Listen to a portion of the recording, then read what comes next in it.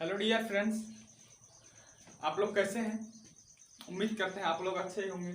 आज हम देखेंगे क्लास 11th एंड 12th की केमिस्ट्री का बेसिक नॉलेज, जो कि हमें 11th और 12th के दोनों का न्यूमेरिकल सॉल्व करने में काफ़ी ज़्यादा हेल्प करेगा। तो हम स्टार्ट करते हैं केमिस्ट्री। तो हम सबसे पहले जानेंगे केमिस्ट्री क्या है। केमिस्ट्री मतलब रसायन विज्ञान। यह विज्ञान की एक शाखा है। किसकी? साइंस की। साइंस क्या है? एक शाखा है, यानी विज्ञान की केमिस्ट्री क्या है? एक शाखा है। केमिस्ट्री क्या है? एक शाखा है। और इसके फादर ऑफ केमिस्ट्री यानी केमिस्ट्री के जनक, केमिस्ट्री के पिता किसे माना जाता है? ये बता दूं मैं आपको, एंटीनो लेवाइसियो को माना जाता है। किसे? एंटीनो लेवाइसियो को। एंटीनो लेवाइसिए। एंटीनो लेवाइसियो को फादर ऑफ केमिस्ट्री यानी कि केमिस्ट्री का जनक माना जाता है। ये केमिस्ट्री नामक शब्द कहाँ से आया?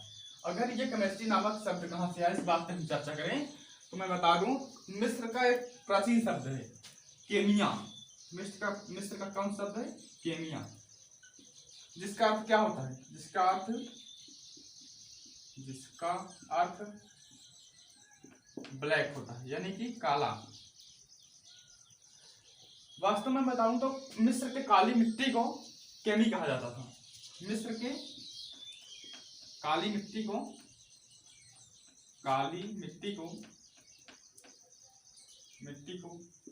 केमी कहा जाता था। और जब मिस्र में रसायन विज्ञान का अध्ययन किया जाता था ना, तो मिस्र में रसायन विज्ञान को, यहाँ तो मैं लिख दूं नोट पॉइंट में कि मिस्र के रसायन विज्ञान के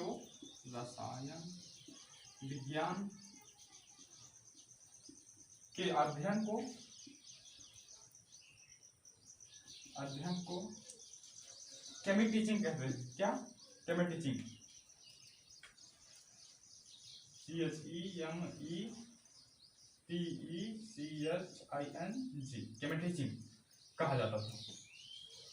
इसी केमी टीचिंग नामक शब्द को सुधार कर केमिस्ट्री बनाया गया, यानी कि मिस्र का एक शब्द है केमिस्ट्री, अगर वास्तव में इसके मूल रूप की बात करें तो।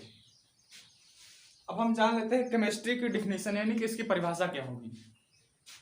केमिस्ट्री मतलब रसायन विज्ञान, तो इसकी परिभाषा क्या होगी?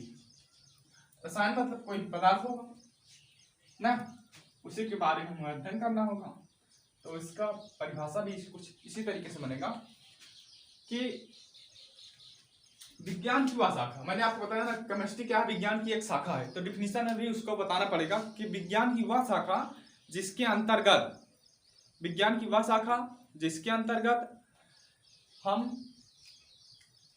पदार्थ के गुणों, संघटनों तथा उसमें होने वाले परिवर्तनों के बारे में अध्ययन करते हैं, उसे केमिस्ट्री कहते हैं, यानी रसायन विज्ञान कहते हैं।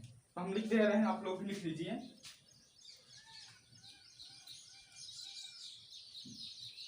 विज्ञान की वह शाखा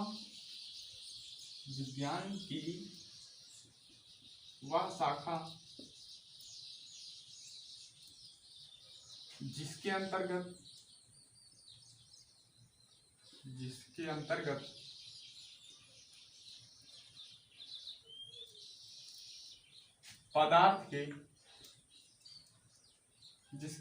पदार्थ के गुण, संघटन तथा उसकी संरचना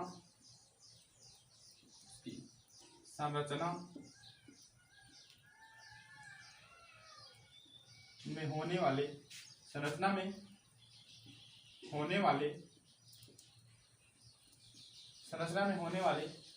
परिवर्तनों का अध्ययन किया जाता है। संरचना में होने वाले परिवर्तनों का अध्ययन किया जाता है।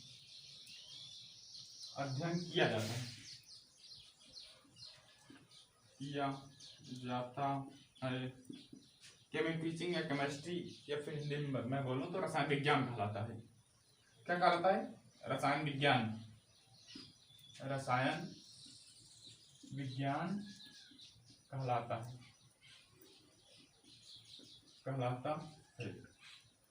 आप लोग जल्दी से नोट कर लीजिए।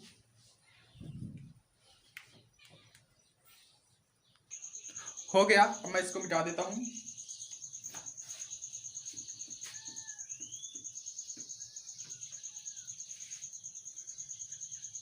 एक बात आप लोग समझ लीजिएगा कि आपको अगर बेसिक नॉलेज नहीं रहेगा तो आप 11th और 12th के जो केमिस्ट्री के न्यूमेरिकल्स होते हैं आप उनको सॉल्व नहीं कर पाओगे। इसलिए आपको बेसिक नॉलेज होना अति आवश्यक है। मैं आपको कुछ तत्व और उनके परमाणु भार, परमाणु क्रमांक बता देता हूँ। इंपॉर्टेंट तत्व जैसे कि हो गया हाइड्रोजन हुआ 1H1, कार्बन 6 12। चाहे आप इसको इधर लिखो या इधर। अच्छा ये क्या है, ये क्या है मैं आपको बता दूं। ये है परमाणु क्रमांक। जिसे जेड से प्रदर्शित करते हैं। और ये क्या है ऊपर वाला है परमाणु भार जिसे जेड से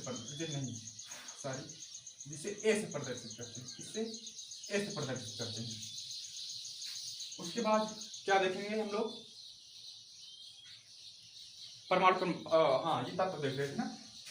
नाइट्रोजन ये होता है 14, क्लोरीन 17 और इसका परमाणु भार कितना होता है 35.5। ये है परमाणु क्रमांक, ये है परमाणु भार। आइए देखते हैं सोडियम यानी कि 11 और ये होता है 23। मैग्नीशियम 24 ये होता है 12, परमाणु क्रमांक ये होता है 24। ओके, इसके बाद हम देख लेते हैं इसका आर्गन का। ये होता है 17 और ये होता है 40। और हम देखेंगे किसका पोटेशियम 19 40, कैल्शियम 20 40। ओके, और जैसा कि Fe है 26 और ये होता है 56। कुछ इंपॉर्टेंट तत्व को मैं बता दे रहा हूँ, उस सबका नहीं बता रहा हूँ। और एल्युमिनियम को मैं बताऊं तो एल्युमिनियम ये होता है 26। ये भी आपके उन सब तत्वों में से जो कि आपको न्यूमेरिकल सॉल्व करने में मदद करेगा। और फ्लोरीन का होता है 19, 9 और 19। ये है परमाणु क्रमांक, यह है परमाणु भार। आप इस चीज को ध्यान दीजिएगा कि आपको हमेशा इन सब चीजों को याद करके ही अपने दिमाग में तभी सवाल लगाना है। अगर आप इस सब चीजों को याद नहीं करेंगे तो आप सवाल कतई नहीं लगा सकते। ब्रोमीन का मैं बताऊं, ये होता है यहाँ पर 39 और ये होता है 80। और लगभग आपके इतने इंपॉर्टेंट थे, आप लोग नोट कर लीजिए।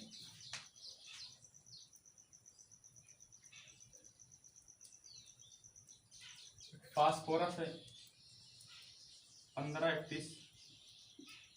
ओके, लिख लीजिए।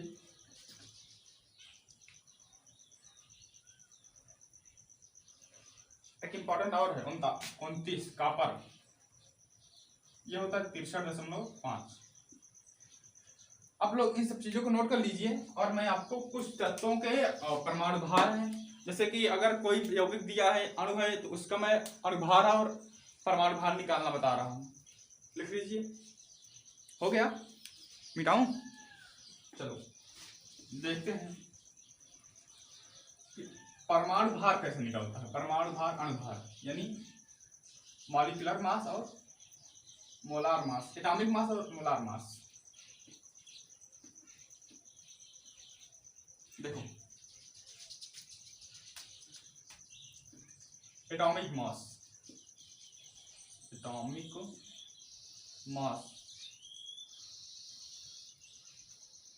यह है परमाणु भार। मोलर मास या फिर मोलार मास यह है अणुभार। कोई अगर परमाणु होगा अकेला है, जैसे कि मैग्नीशियम है Mg, कैल्शियम है और एल्यूमिनियम है, इन सब का निकलेगा एटॉमिक मास। अगर यहाँ पर होगा Cl हुआ, हाँ, F2 हुआ, H2 हुआ, इन सब का निकलेगा मोलार मास। तो मैग्नीशियम का मैं अभी बताया था परमाणु भार कितना होता है 24 ना। ये क्या है कैल्शियम, कैल्शियम कितना होता है 40, एल्यूमिनियम का 26 ना, सॉरी एल्यूमिनियम 27 होता है। और क्लोरीन का देखो, एक बात मैं आपको बताऊं, यहाँ पे देखो एक क्लोरीन हुआ करता था तो 35.5 हुआ करता था, 2 क्लोरीन है तो 2 बार 35.5, यानी कि इसको हम 2 से मल्टीप्लाई कर देते हैं 35.5। देखो 35 दूना 70 हुआ, और ये आधा आधा जुड़कर 2 बार कितना होगा 71, ये कितना हो गया 71। F2, अब बताओ F कितना हुआ था 19 ना, एक F को 19, 2 F को उसका 2 गुना, यानी 2 से मल्टीप्लाई कर दो 19, 19 दूना 38 हुआ। हाइड्रोजन का एक हाइड्रोजन एक हुआ करता था, 2 हाइड्रोजन का 2 से गुणा कर दो 2 × 1 कितना आया 2। इस तरीके से इसका मोलार मास निकलेगा, एटॉमिक मास निकलेगा। अब हम कुछ यौगिकों का मोलार मास निकालते हैं, कुछ यौगिकों का। आप लोग इन सब चीजों को सीखिए, मोलार मास निकालना ये अति आवश्यक है। आइए देखते हैं, जैसे मैं बताऊं CaSO4, किसका CaSO4 का,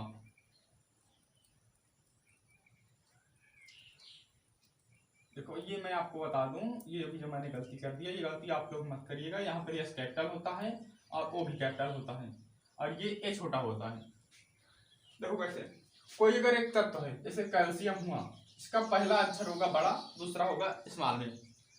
और यहाँ पे देखो ये कैल्शियम का, ये पूरा कैल्शियम है, इसका पहला अक्षर C बड़ा होगा, A छोटा होगा। जबकि S क्या है, ये सल्फर है, O ऑक्सीजन है, अलग अलग तत्व है, अलग अलग तत्वों को कैपिटल में ही लिखा जाता है। अब इसका निकालेंगे हम लोग मोलार मास। देखो कैल्शियम कितना होता है 40, सल्फर कितना होता है, कितना हुआ सल्फर का 32 हुआ। ऑक्सीजन के देखो प्लस में, ऑक्सीजन एक ऑक्सीजन का 16, तो 4 ऑक्सीजन कितना 4 × 16, 4 × 16 देखो 40 प्लस में 32, 16 चौको 64। अब इनको ऐड करो, 4 2 6, 6 0 0 ओ 6 हुआ ना, 6 7 3 9 9 4 13, अब 36 देखो 4 2 6, 6 में 0 जुड़ेगा 6, हासिल कोई बचा नहीं, 6 7 3 9 9 4 13, फिर 36। आया समझे, कोई बात नहीं। और दूसरा देखते हैं, जैसे हो गया,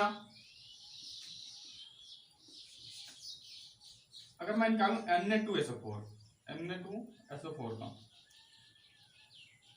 देखो एक सोडियम कितना होता था 23, 2 सोडियम का 2 से मल्टीप्लाई कर दो, 2 × 23 प्लस में देखो सल्फर का 16 दूना 32 होता है,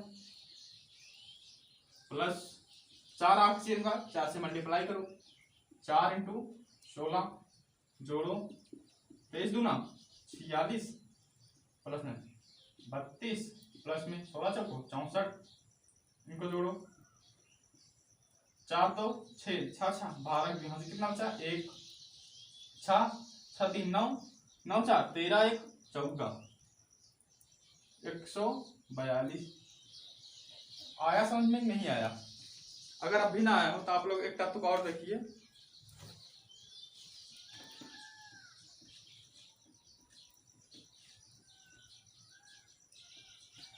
इसका देखोगे, इसका Na2CO3 देखो, Na2CO3 देखो, सोडियम का देखो, एक सोडियम का 23, तो 2 सोडियम का 2 × 23 ना, प्लस कैल्शियम मतलब ये कार्बोनेट है, तो कार्बन नोट कितना होता है 12 प्लस में ये ऑक्सीजन कितना है 3 से मल्टीप्लाई करो 3 इंटू 16। अब देखो 23 दूना 46 प्लस 12 प्लस 38 इनको ऐड करो 8 2 10 10 6 16 6 कितना बचा 1 4 1 5 हुआ 5 1 6 6 और 6 4 10 106। तो कौन निकालते हैं हम लोग H2SO4 का हाइड्रोजन कितना 2 हाइड्रोजन 2 गुणे 1 सल्फर का 32 प्लस में ऑक्सीजन SO4 यानी 4 से मल्टीप्लाई करना पड़ेगा 16 ये 2 हुआ प्लस 32 प्लस में 16 को 64 इनको ऐड कर लो देखो 4 2 6 6 2 8 और 6 3 9 98 आया समझ में। अब आप लोग कुछ तत्व का निकालेंगे हम नहीं निकालेंगे आप ही लोग निकालेंगे।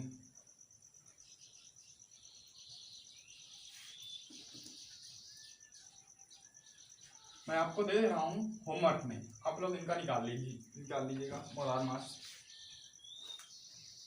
HNO3 का नंबर 1 नंबर 2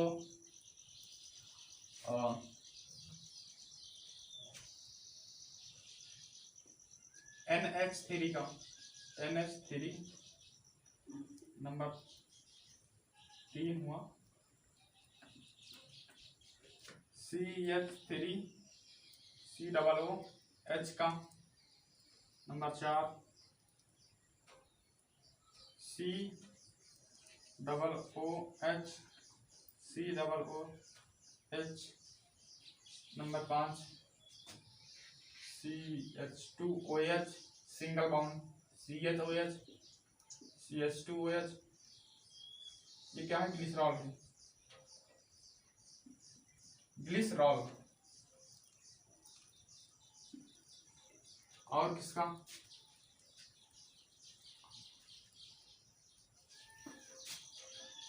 देख लेते हैं MgSO4 का इसको आप लोग को निकालना है नंबर 3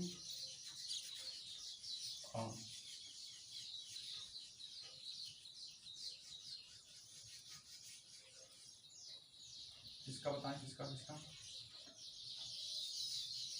N2O का। इतने तत्वों को आप लोग निकाल लीजिए। अगर आप इन सब तत्वों का मोलार मास निकाल लेते हैं तो आप लोग लगभग सभी तत्वों का मोलार मास निकाल लेंगे। जैसे मैं अभी आपको एक में बता दे रहा हूँ एक बार आप लोग और देख लीजिए इसको नोट कर लीजिए उसके बाद मैं बता रहा हूँ। ये देखो आप लोग को सब तो कठिन यही लग रहा होगा ना मैं उसी को बताता हूँ। देखो